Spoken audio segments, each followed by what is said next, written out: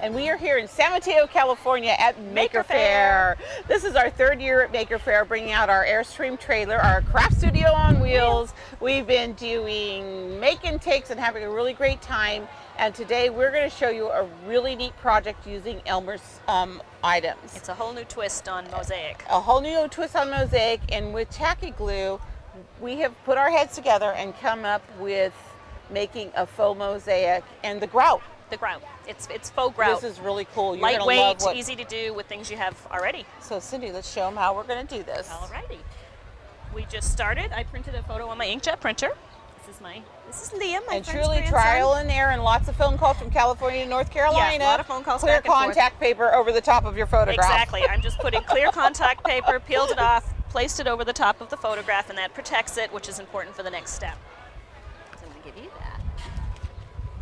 So this one already has the clear contact paper put on top. It doesn't have enough dimension this way. We want it to be like a tile. So we're using our trusty Elmer's foam board. Always keep coming back to the foam board. We love our foam board. We love our foam board. And we want to adhere our photo to the foam board really well, because when we begin to cut it up to make the mosaic, we don't want it. You don't want to peel it up We from don't the want corners. it peeling up all over the place. So I'm using the tape runner, the Elmer's tape runner. And I'm actually going to put on more than you probably traditionally would use. Because when she's going to start cutting it into making it look like broken china, basically. Yeah, like you don't mosaic want tile. You don't want the little edges peeling up. Yeah, you don't want it to. So I am using more than you traditionally would use if you were doing a regular scrapbooking type project, but we want it to be She good just and really tight. likes doing that. It just makes me happy. And then we just place our photograph over the top. This is cut to 5x7 to match the size of your photo. You can obviously do it with any size photo. Black or white, color.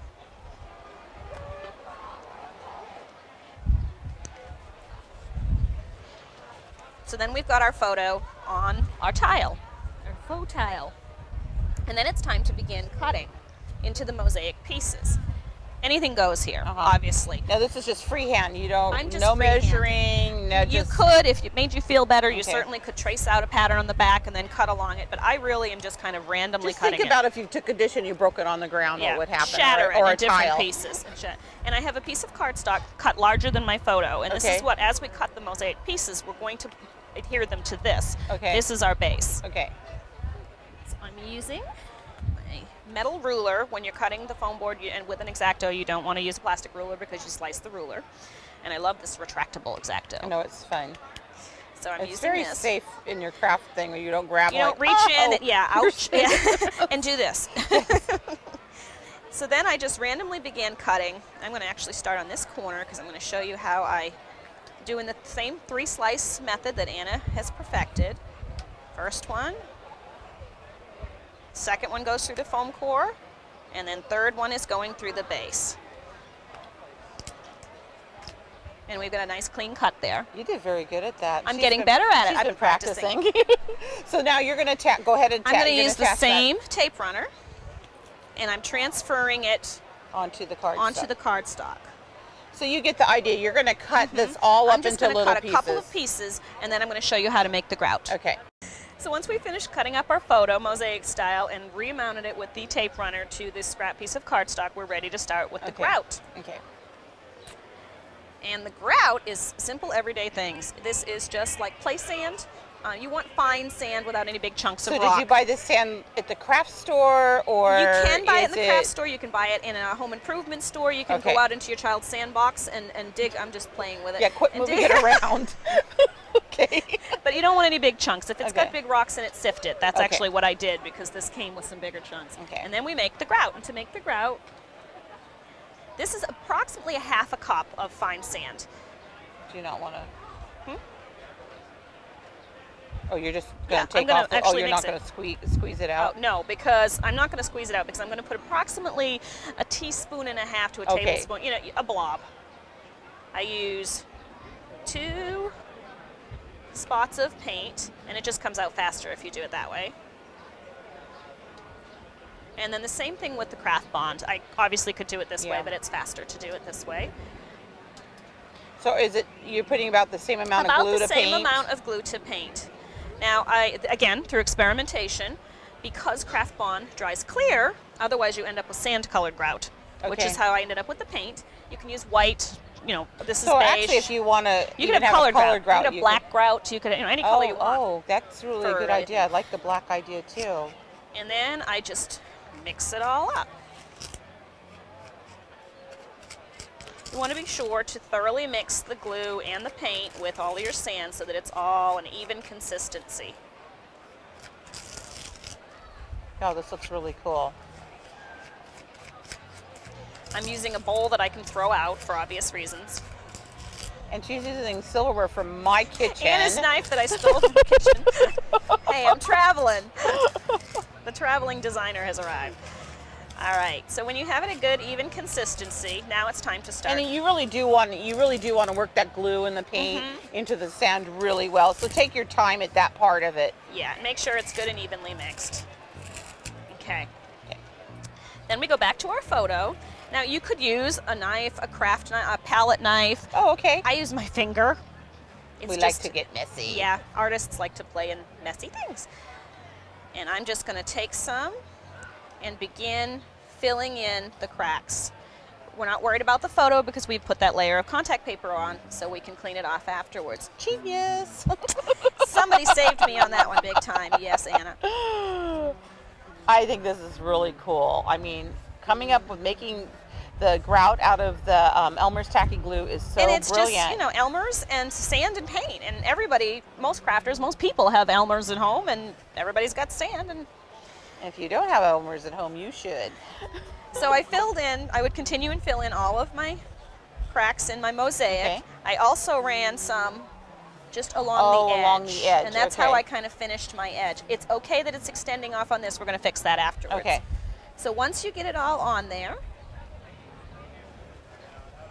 then we're going to be ready for our next step. And how long does it take to dry? well, we're not ready for the next step yet. Oh, okay.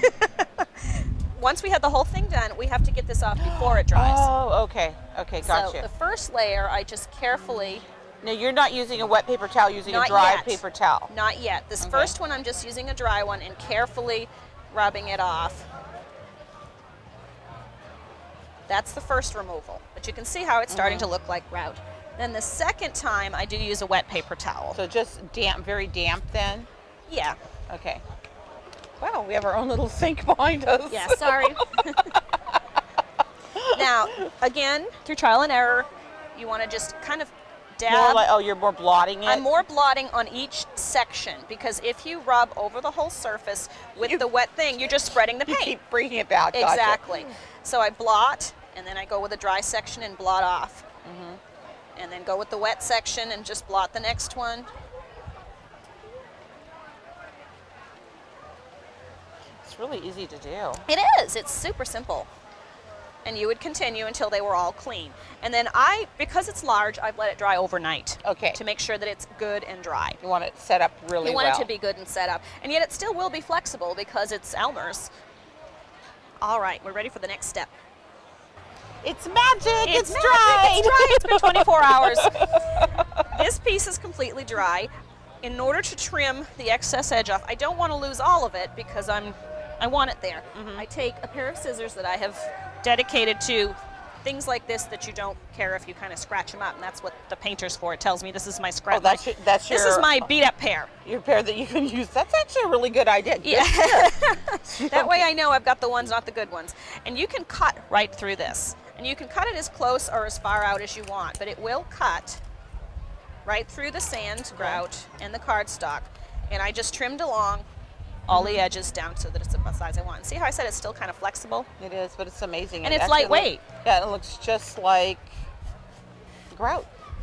Okay. And I wanted to do something really different with our mosaic photo. So I came up with the idea of making a mirror for like a hallway to hang in a hallway, and it's kind of got a scrapbooking feel. These fun papers are from Harmony, and because Liam is standing next to a tree, I actually made a little tree, and I used some of the Elmer's foam tape to pop this up a little bit. Do you want me to peel this off for you? You can start that, yes. And before I mounted the actual mosaic, I used the Elmer's foam tape on that because I want to raise it up so it really looks like a tile. I don't want it to be completely flat. So I just centered that. On both hands, I can hold that up. Yeah. on there, and it really gives you the great dimension. And this has got dimension because of the foam tape, but this is a whole nother level. Yeah. I used the mini glue dots to adhere the Oh, chipboard okay. letters, and the chipboard letters actually came just chipboard color. Oh, I got it. And I used the painter painter to just go ahead and color that. Mm-hmm. And once it was completely dry, in a couple of minutes. And you could even write on the glass if you wanted to. With You the could painter. write on the glass if you have nice handwriting like you do, unlike me who does not have good handwriting. I have to go to the backup plan. The mini glue dots work great for these chipboard letters because they're so thin. And again, like we showed before, we go right to the dot with the item and pick it up on the back and you're ready to go. And then it mounts right over our ribbon, which is also mounted with the tape runner. All of these paper pieces are mounted to the glass with the tape runner. Excellent. This is a really cute idea. I mean, you could do this.